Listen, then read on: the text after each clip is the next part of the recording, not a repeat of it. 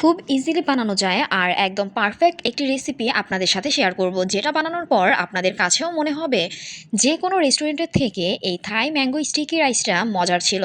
কেমন লাগলো কমেন্ট করে জানাবেন। থাই ম্যাঙ্গো স্টিকি রাইস রান্না করার জন্য আমি পোলাওয়ের চাল ব্যবহার করেছি আর আওলা চালটা ব্যবহার করেছি।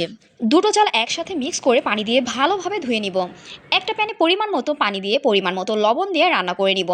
আমার কাছে যেহেতু কোকোনাট মিল্কটা ছিল না, ঘরে কোকোনাট মিল্ক বানিয়ে নিয়েছি।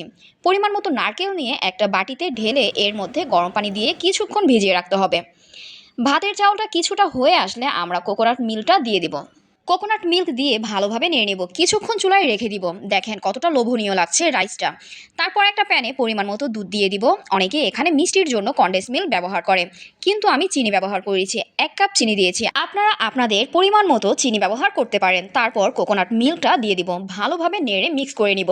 দুধটা চুলায় রেখে একদম ঘন করে নিতে হবে।